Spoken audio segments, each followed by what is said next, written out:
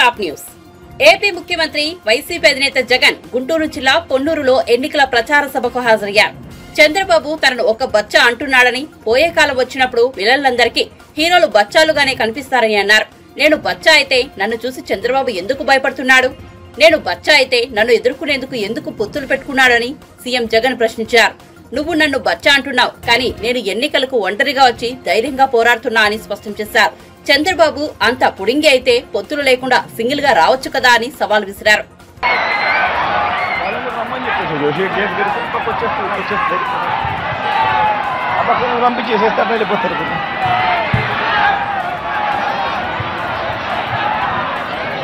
మరో 2 వారాల్లో జరగబోతా ఉంది కురుక్షేత్ర మహాసంగ్రామం. ఈ యుద్ధంలో అటువైపున ఉన్నది కౌరవ సైన్యం, దుష్ట చతుష్టయం. అటు గతంలో వాళ్ళు ప్రభుత్వంలో ఉన్నప్పుడు అందరినీ మోసం చేసిన చరిత్ర ఆ కూటమిది. అటు చంద్రబాబు, ఆయనకు మద్దతుగా 2 జాతీయ పార్టీలు, ఒక వదినమ్మ, ఒక దత్తపుత్రుడు, ఒక ఈనాడు, ఒక ఆంధ్రజ్యోతి, ఒక టీవీ5, వీరందరూ సరిపోరు అన్నట్టుగా వీరి కుట్రలు, వీరి కుతంత్రాలు, వీరి మోసాలు, వీరి అబద్ధాలు, వీళ్ళందరితో కూడా యుద్ధం చేస్తా ఉన్నాం. ఈరోజు ఏ మనిషి కూడా, వీళ్ళు ఎప్పుడూ కూడా గతంలో కూడా ఏ పేదవాడికి చేసిన చరిత్ర లేని వీళ్ళందరూ కూడా అటువైపున కూటమిగా ఉండి ఈరోజు మీ బిడ్డపై యుద్ధం చేస్తా ఉన్నారు. ఇటువైపున మీ బిడ్డ ఒక్కడే ఒక్కడు, ఇటువైపున మీ బిడ్డ ఒక్కడే ఒకడు, ఇంటింటికి మంచి చేసిన మీ బిడ్డ ఒక్కడే ఒకడు.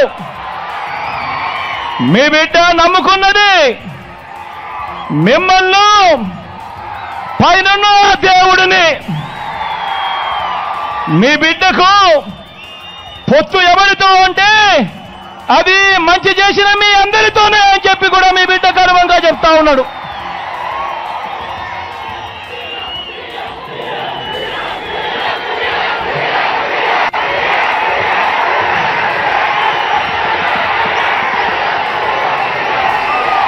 జరగబోతా ఉన్న ఈ ఎన్నికలు కేవలం ఎమ్మెల్యేలను, ఎంపీలను,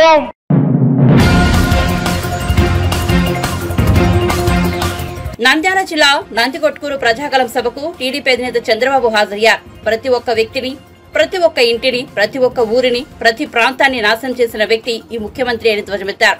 యువత, రైతులు, బీసీలు, ముస్లింలు, మహిళలు ఇలా ఏ వర్గం వారు కూడా ఆనందంగా లేరని అన్నారు. ఏమిటి చెత్త పరిపాలన అంటూ విమర్శించారు. ముఖ్యమంత్రి అవసరం లేదు. రాయలసీమని హార్టికల్చర్ హబ్గా తయారు చేయాలంటే ఒక విజన్ ఉండాలా. మీ ఆస్తులు పెంచాలా, మీ ఆదాయాన్ని పెంచాలా. అది జరగాలంటే నీళ్లు ఇవ్వాలా. ఇక్కడ మీరు చూడండి, ఇక్కడ ఏదైతే నీళ్లు వస్తాయో ముచ్చుమరి నుంచి, శ్రీశైలం నుంచి, హంద్రినివా, మల్యాల నుంచి ఈ నీళ్లు నా కుప్పం నియోజకవర్గానికి కూడా వస్తాయి తమ్ముళ్ళు. ఆ విషయం మీరు గుర్తుపెట్టుకోండి. బనకచెర్ల బ్యాలెన్సింగ్ రిజర్వాయర్, ఇది రాయలసీమకు గుండెకాయ. అలాంటి గుండెకాయ అన్ని ఇక్కడే వస్తాయి. నగిరి, గాలేరు ఇక్కడి నుంచే ప్రారంభమవుతుంది. హంద్రినివా ఇక్కడి నుంచి వెళ్తుంది, కేసీ కెనాల్ వెళ్తుంది, తెలుగు గంగ వెళ్తుంది. కానీ మీకు మాత్రం నీళ్లు లేవు. అదే నా ఆవేదన. ఇక్కడ ఒక విషయం చెప్పాలి. శివానంద రెడ్డి గారు ఎంతైతే పట్టుదలగా ఉన్నారో, ఒకప్పుడు బైరెడ్డి కూడా ఇదే మరిగా పోరాడు. ఇప్పుడు 2 నాయకులు వచ్చారు మీకు. ఆయన కుమార్తె శబరి, తండ్రికి తగ్గ బిడ్డ. చూశాను ఈరోజు నాకు ఒక బాధ్యత ఉంది. శివానంద రెడ్డి గారికి న్యాయం చేయాలి, జనసూర్యుని గెలిపించుకోవాలి. థంపింగ్ మెజారిటీతో ఒక ఆడబిడ్డ, నంది కొట్కూరు ఆడపడుచు ఢిల్లీ పార్లమెంటుకు పంపించాలి. ఇక్కడ రెండున్నాయి, ఒక ఎంపీ ఒక ఎమ్మెల్యే, ఇద్దరిని పంపిస్తే తమిళలో మీ పనులు కూడా చాలా సులభం అయిపోతాయి. ఇప్పుడే అన్నాడు శివానందరెడ్డి గారు ఒక మాట, మీరు ఎన్ని వేల మెజారిటీ ఓట్లు వస్తే ఇంటూ 3 ఎకరాలకు నీళ్లు సిద్ధమా అని అడుగుతున్నా, రెడీగా ఉన్నారా అని అడుగుతున్నా. మీకు అభివృద్ధి కావాలన్నా, మోసకారి మాటలు కావాలని అడుగుతున్నా. అభివృద్ధి కావాలంటే గట్టిగా చెప్పండి కావాలి అని. నా ఆలోచన ఎప్పుడు కూడా అభివృద్ధి జరగాలి, సంపద సృష్టించాలి, ఆదాయాన్ని పెంచాలి. పెంచిన ఆదాయం ఈ సంక్షేమ కార్యక్రమాల ద్వారా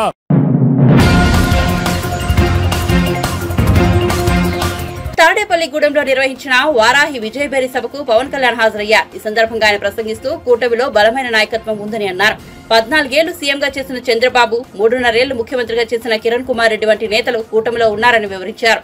ముఖ్యంగా మీ కష్టాలను మోస్తున్నా నేనున్నానంటూ వ్యాఖ్యానించారు. తాను ఎక్కడికి వెళ్లినా కూటమి ప్రభుత్వం వస్తుందని ప్రజలు చెబుతున్నారని వెల్లడించారు. ప్రజలు ధైర్యంగా ఉండాలని పిలుపునిచ్చారు.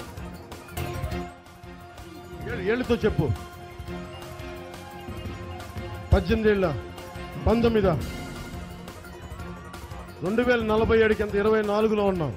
19 ఎప్పుడు మీకు 40 దాటుతాయా లేదా? 40కి వచ్చేటప్పటికి మీకు బిడ్డలు ఉంటారా లేదా? మీ బిడ్డలకు కూడా ఇలాంటి జీవితాలను ఇస్తామా? ఇలాగే కలుషితమైన జీవితాన్ని ఇస్తామా? దుమ్ము రోడ్లు లేని ప్రభుత్వాలను ఇస్తామా? ఉద్యోగాలు లేని భవిష్యత్తుని భద్రతని ఇస్తామా? ఇలాగే మర్డర్లు చేసి డోర్ డెలివరీలు చేసే భరిస్తామా? మారాలి కదా. నేను వచ్చింది ఎందుకు? నేను మీకు ధైర్యం ఇవ్వడానికి వచ్చాను. నాకేంటి సరదా? ప్రతి అడ్డమైన సన్నాసేత మాటలు అనిపించుకోవాలంటే నాకేంటి సరదా? నాకు కొట్టు చేత కూడా మాటలు అనిపించుకునే స్థాయికి నేను వచ్చానంటే దేనికోసం? మీ బాగుండాలని.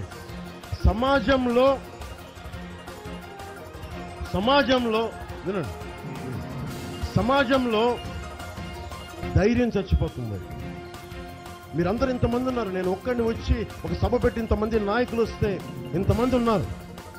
తప్పు జరుగుతుంటే మటుకు మీ అందరికీ భయం వేసిపోతుంది. ఏం చేద్దాం? దానికి పరిష్కారం ఏంటి?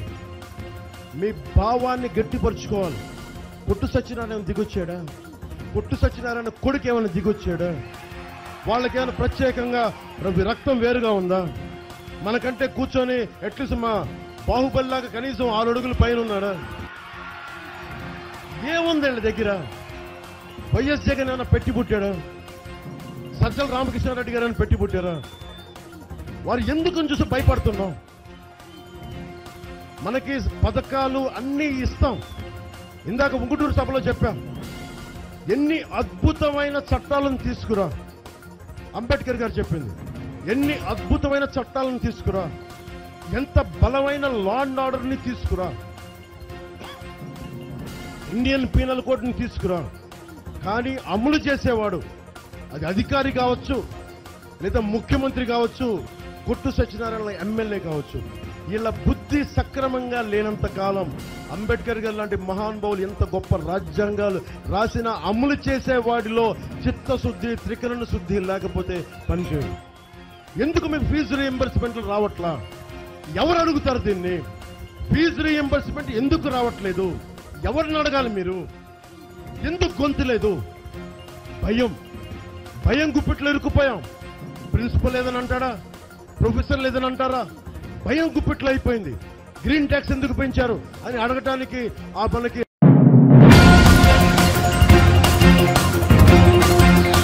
హరీష్ రావు రాజీనామా లేఖతో వచ్చి సవాల్ చేస్తే ముఖ్యమంత్రి రేవంత్ రెడ్డి తోకముడిచారని బీఆర్ఎస్ అధినేత కేసీఆర్ ఎద్దేవా చేశారు.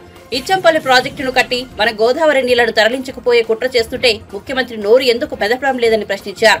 లోక్సభ ఎన్నికల ప్రచారంలో భాగంగా సోమవారం ఖమ్మం పట్టణంలో కేసీఆర్ రోడ్ షో నిర్వహించారు. ఈ సందర్భంగా ఆయన మాట్లాడుతూ మన పార్టీ అభ్యర్థి నామా నాగేశ్వరరావుకు ఆశ ఎక్కువ అని, నా రాష్ట్రం నా జిల్లా బాగుండాలని ఆరాటపడుతుంటారంటారు. ఇంత ఎండను లెక్క చేయకుండా పెద్ద ఎత్తున కార్యకర్తలు అభిమానులు తరలి వచ్చారన్నారు. మీ అందరు నేను ఒకటే కోరుతున్నా, ఈ కాంగ్రెస్ పార్టీ అడ్డగోలు హామీలు ఇచ్చి నాకు గుర్తు లేకపోతే మీరు గుర్తు చేస్తా ఉన్నారు. రైతు బంధు రావాలి,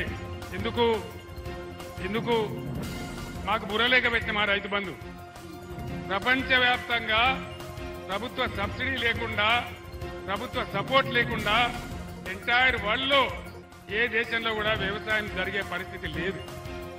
అశోక్ గులాటి అని ఒక ఆగ్రో ఎకానమిస్ట్తో అనేక మాసాల పాటు చర్చించి మేము నిర్ణయం తీసుకొని మన రైతులను నిలబెట్టాలి అని ఒక 4-5 కార్యక్రమాలు చేసినాం. రైతు బంధు ఇచ్చినాం, కరెంట్ ఇచ్చినాం, నీటి తీరువా లేకుండా ఇచ్చినాం, వాళ్ళకన్నీ మాఫీ చేసినాం, నీటి తీరువా పాత బకాయిలు కూడా రద్దు చేసినాం, ధాన్యం కొనుగోలు చేసినాం. ఈ రకంగా రైతులను ఆదుకున్నాం. వీళ్ళు వచ్చి ఇప్పుడు ఏం మాట్లాడతారు, మేము 5 ఎకరాలు ఉంటేనే ఇస్తాం, 5 ఎకరాలకు మించి ఇయ్యం అంటే 6 ఎకరాల నుండి కోటీశ్వరుడా, 7 ఎకరాల నుండి కోటీశ్వరుడా? 20-25 ఎకరాల తర్వాత అంటే కొంత అర్థం ఉంటుంది, కానీ 10 ఎకరాలకు కూడా ఎగబెడతామంటే ఇది ఎక్కడ న్యాయం అని చెప్పి మనవి చేస్తా ఉన్నా. వీళ్ళ మెడలు వంచి మళ్ళా పాత పద్ధతిలోనే మంచిగా జరిగేటట్టు చెయ్యాలి. ఆ పని జరగాలంటే మీరు బీఆర్ఎస్కు బలం ఇయ్యాలి. ఇంకొక మాట అజయ్ గారి నాయకత్వంలో ఖమ్మంలో లకారం చెరువు కానీ మంచినీటి వ్యవస్థ కానీ ఎంత బ్రహ్మాండంగా జరిగినాయి, ఎంత అద్భుతమైన ఫలితాలు వచ్చినాయి. ఇవాళ ఖమ్మం పట్టణంలో ఎన్ని రోజులకు ఒకసారి వస్తున్నాయి నీళ్లు? 3 రోజులకు ఒకసారి. ఈ గతి ఎందుకు వచ్చింది మనకు? మళ్ళా వాటర్ ట్యాంకర్లు కొనుక్కునే దుర్గతి ఇంత తొందరలోనే ఎందుకు వచ్చింది? ఈ బాధలు ఎందుకు వచ్చినాయి?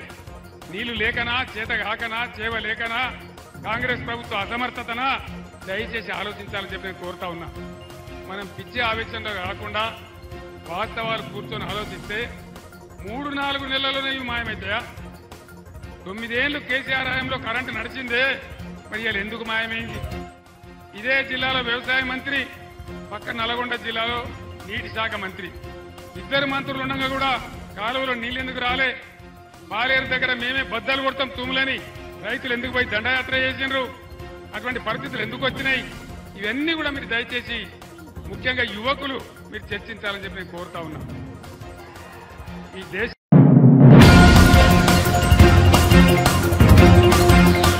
టీడీపీ జాతీయ ప్రధాన కార్యదర్శి నారా లోకేష్ అర్ధాంగి నారా బ్రాహ్మణి మంగళగిరి నియోజకవర్గంలో ఉత్సాహంగా పర్యటిస్తున్నారు. తన భర్త నారా లోకేష్ తరపున ఆమె జోరుగా ఎన్నికల ప్రచారం సాగిస్తున్నారు. విస్తృతంగా పర్యటిస్తూ వివిధ వర్గాలతో భేటీ అవుతూ లోకేష్ కు మద్దతు కూడగట్టేందుకు ముమ్మరంగా కృషి చేస్తున్నారు. తాజాగా తాడేపల్లి రూరల్, నులకపేట చైతన్య తపోవన కళ్యాణ మండపంలో స్త్రీశక్తి లబ్ధిదారులు, మహిళా మిత్ర, డ్వాక్రా మహిళలతో బ్రాహ్మణి సమావేశమయ్యారు. ఈ సందర్భంగా మాట్లాడుతూ ఇంటికి దీపం ఇల్లాలు అంటారని, ఇంటిని చక్కదిద్దడం, సమర్థవంతంగా నడిపించడంతో పాటు ఏ రంగంలోనైనా రాణించగల సత్తా మహిళలకు ఉందని అన్నారు.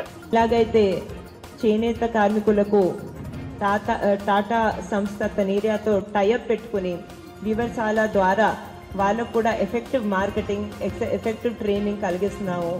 అది మన టైలరింగ్లో కూడా మనం చేసుకోవచ్చు.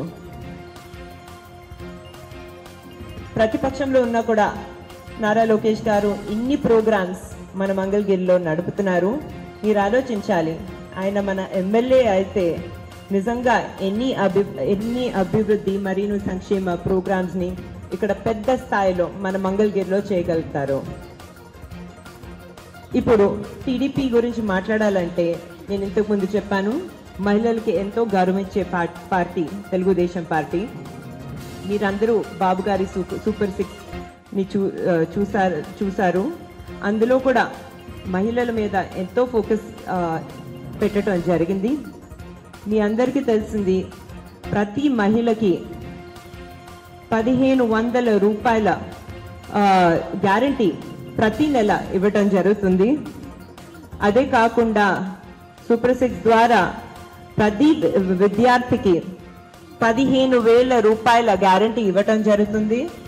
మీకు 2 పిల్లలు ఉంటే 2 పిల్లలకి కలిపి 30,000 రూపాయలు అలా ఇవ్వటం జరుగుతుంది. అదే కాకుండా మహిళలకి ఉచిత బస్ రైడ్లు కూడా అందించడం జరుగుతుంది. మహిళలకి ఉచితంగా 3 సిలిండర్లు ఏడాదికి గ్యారంటీ ఇవ్వడం కూడా జరుగుతుంది. సో మీరే ఒకసారి ఆలోచించవచ్చు, మహిళల మీద ఎంత ఫోకస్ చంద్రబాబు నాయుడు గారు పెట్టారో, వాళ్ళ అభివృద్ధి, వాళ్ళ సంక్షేమం, వాళ్ళ సాధికారత అనేది ఎంత ముఖ్యమో తెలుగుదేశం పార్టీకి. ఇవన్నీనే కాకుండా ప్రత్యేకంగా మహిళలు ఎవరైతే వేరే కోర్సులు పై చదువులు చదవాలనుకుంటున్నారో ఆ యువతులకు ఇంట్రెస్ట్ ఫ్రీ అంటే 0 వడ్డీ లోన్లు కూడా అందించడం జరుగుతుంది. దానికి గ్యారంటీ మీరు ఎవరు ఇవ్వక్కర్లేదో నారా చంద్రబాబు నాయుడు గారి గవర్నమెంట్ అందిస్తుంది బ్యాంకులకు. ఇవన్నీ మీ అందరికీ తెలిసినవే. నేను మళ్ళీ ఎందుకు చెప్తున్నానంటే మీరందరూ చాలా బాధ్యతగా ఆలోచిస్తారు, చాలా బాధ్యతగా ఓటేస్తారు అనేది నాకు తెలుసు. కానీ కొందరు మీ చుట్టూ ఉంటారు, ఎవరైతే మేము ఓటు వేయాలా అని అనుకుంటారో వాళ్ళందరినీ మీరు ఇన్స్పైర్ చేయాలి, అది మీ బాధ్యత.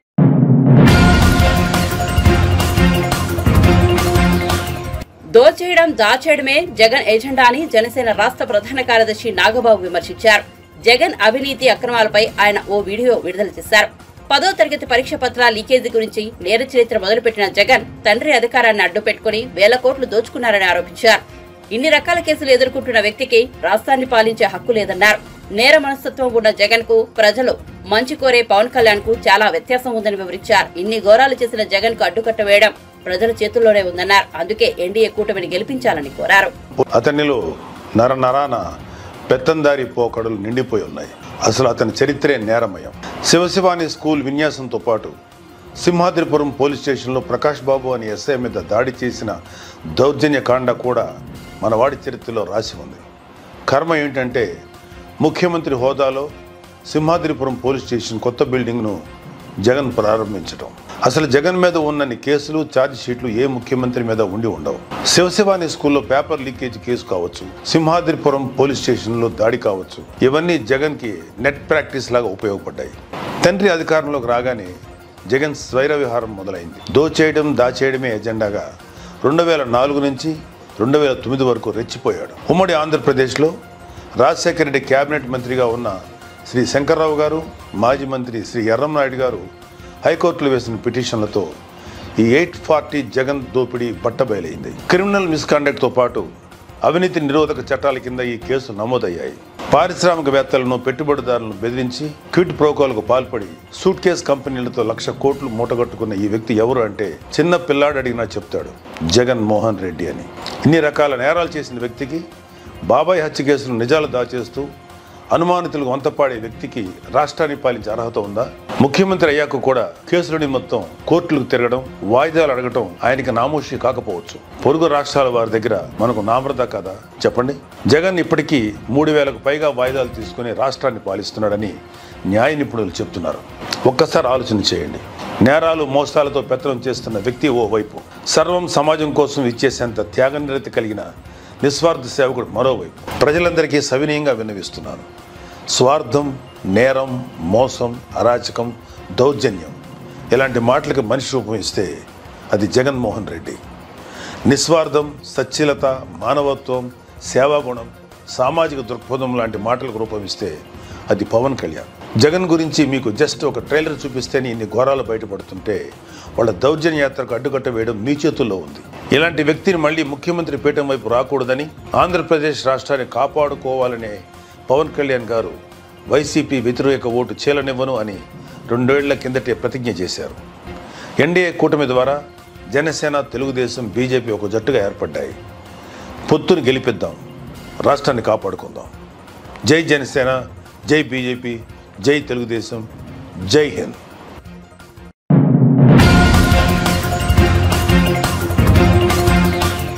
బీజేపీ తెలంగాణకు ఏం చేసిందని కాంగ్రెస్ ప్రశ్నించింది. 10 ఏళ్ల పాటు రాష్ట్రానికి పంగనామం పెట్టిందని మండిపడుతున్నది.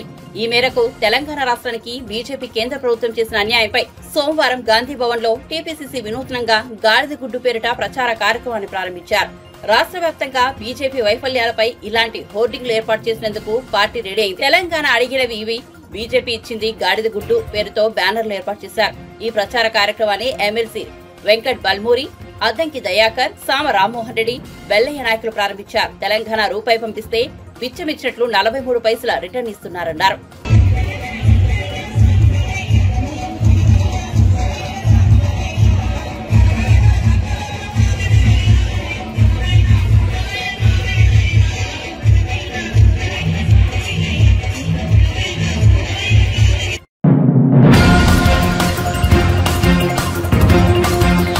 లైట్ బీర్లు అమ్మడం లేదని మంచిర్యాల జిల్లా యువకుడు వినూత్నంగా నిరసన చేపట్టాడు. తాగుబోతుల సంక్షేమం సంఘం జిల్లా అధ్యక్షుడు తరుణ్ మంచిర్యాలలోని ఐబీ చౌరస్తా నుండి ఆబ్కారీ శాఖ కార్యాలయం వరకు పాదయాత్రగా వెళ్లాడు. ఆబ్కారీ శాఖ సూపరింటెండెంట్ కు వినతిపత్రం అందజేశారు. 20 రోజులుగా మద్యం దుకాణాల్లో లైట్ బీర్ల అమ్మకాలు నిలిపేశారని ఆవేదన వ్యక్తం చేశారు. తిరిగి వాటి అమ్మకాలు చేపట్టే విధంగా చర్యలు తీసుకోవాలని అధికారులను కోరారు.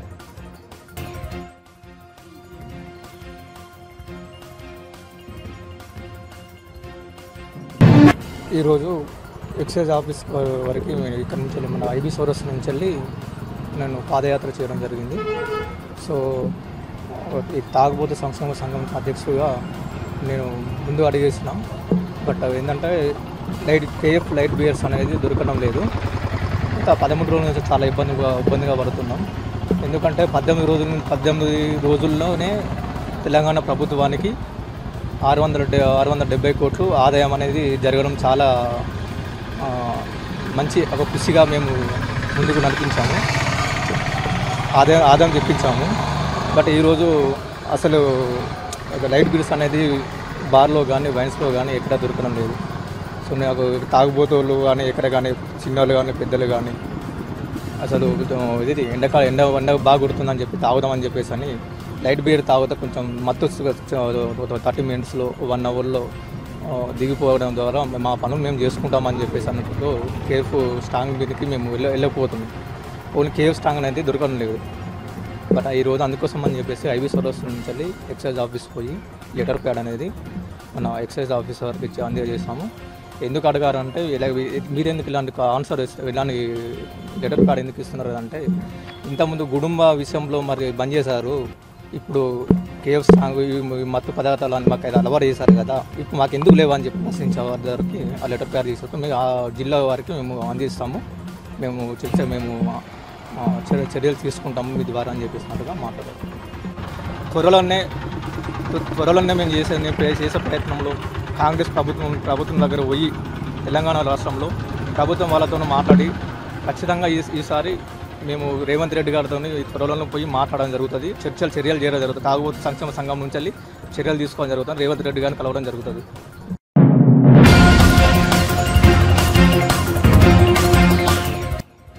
రాహుల్ గాంధీ దెబ్బకు మోదీ, అమిత్ షా, మోహన్ భాగవతులు ఎస్సీ ఎస్టీల గురించి మాట్లాడారని టీపీసీసీ కార్యనిర్వాహక అధ్యక్షుడు తూర్పు జగ్గారెడ్డి అన్నారు.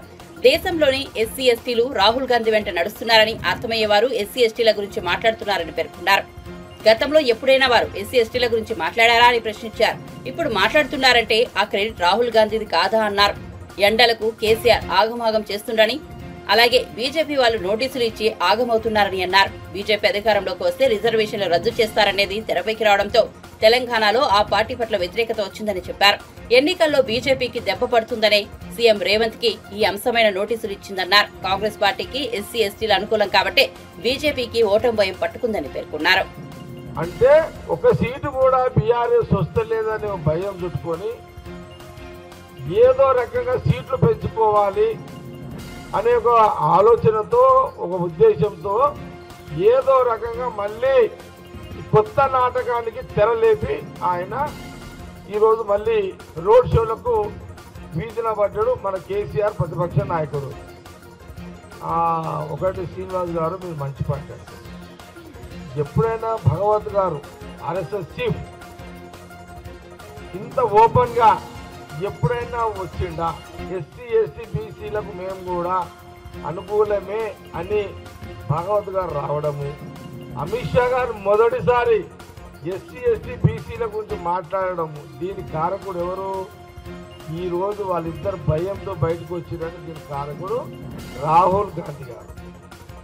రాహుల్ గాంధీ గారు ఎప్పుడైతే ఎస్సీ ఎస్టీ బీసీలు ఇప్పుడున్న పాపులేషన్ ప్రకారం ఇంకా పెంచుతాము అని వారు అన్నారు, ఆనాటి నుంచి వాళ్లకు ఇక ఇప్పుడు గుడి కాదు, ఇప్పుడు జనాలు ఎస్సీ ఎస్టీ బీసీలు మార్పు వచ్చేసింది. రాహుల్ గాంధీ గారు యొక్క ప్రశ్న, ఆయన యొక్క ప్రకటనకు ఆయనకు ఆకర్షణవుతున్నారు కాంగ్రెస్ పార్టీకి అనే ఒక భయంలో భాగమే భగవత్ గారు ఈరోజు. అంటే ఇది కూడా కాంగ్రెస్ పార్టీ రాహుల్ గాంధీ గారు ఒక ఘనతే కదా. ఈరోజు భగవత్ గారు, అమిత్ షా గారు ఓపెన్ గా మాట్లాడారంటే దానికి కారకుడు ఎవరు? రాహుల్ గాంధీ గారు. ఆయన ఇచ్చిన ప్రకటననే ఈ రోజు భాగవత్ గారు వాళ్ళందరూ కూడా మాట్లాడారు. ఇది కూడా ఎస్సీ ఎస్టీ బీసీలు గమనించండి, మైనార్టీలారా మీకు కూడా డోకా లేదు, గమనించండి. రాహుల్ గాంధీ గారికి అందుకే ఎస్సీ ఎస్టీ బీసీలో మేమేం కోరుతున్నాము, రాహుల్ గాంధీ గారు ఎస్సీ ఎస్టీ బీసీలకు అనుకూలంగా ఉన్నాడు, ఇంకా రిజర్వేషన్ పెంచుతా అన్నాడు. అందులో భాగమే భాగవత్ గారు, ఆయన చీఫ్ అమిత్ షా గారు వీళ్ళందరూ బయటకు వచ్చిరు. ఇక ఎస్సీ ఎస్టీ బీసీలకు డోకా లేదు, రాహుల్ గాంధీ గారు అండగా ఉన్నారు. అందుకే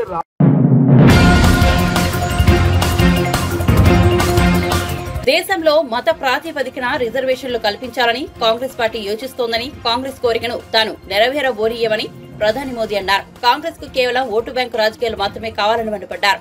ఎస్టీ, ఎస్సీ, ఓబీసీ వర్గాలు ప్రస్తుతం బీజేపీ వెంట ఉన్నాయని, అందుకే మైనార్టీలను ప్రసన్నం చేసుకునేందుకు మత రిజర్వేషన్ల గురించి మాట్లాడుతోందని విమర్శించారు.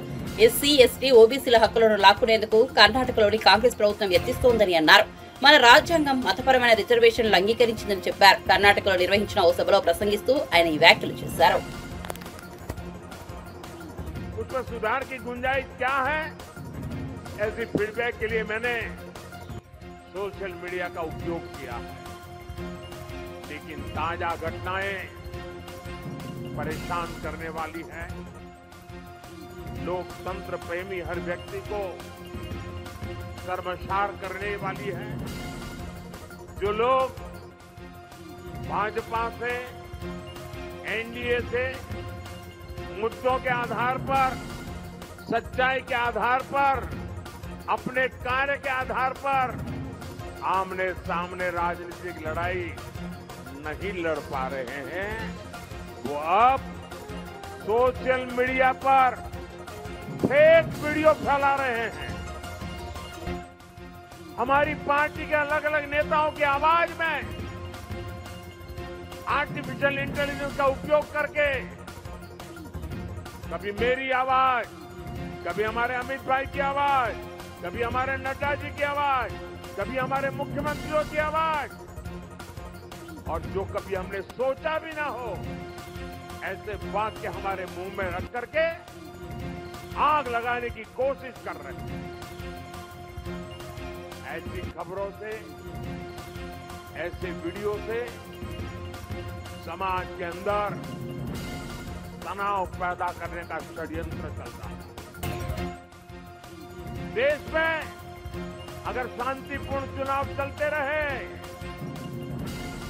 तो इनके इरादे कभी भी सफल नहीं हो सकते, और इसलिए आने वाले 1 महीने के अंदर अंदर देश में कोई बड़ी हरकतें करने का इनका इरादा है।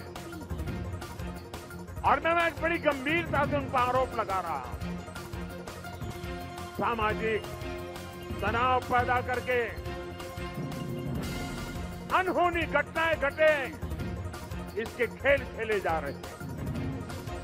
और इसलिए मैं छत्रपति शिवाजी महाराज की सातारा की पवित्र धरती से देशवासियों को कहना चाहता हूं, मीडिया के मेरे साथियों को कहना चाहता हूं कि लोकतंत्र की भलाई के लिए, देश में सुख शांति के लिए, देश की एकता के लिए कृपा करके जो भी फेक वीडियो निकल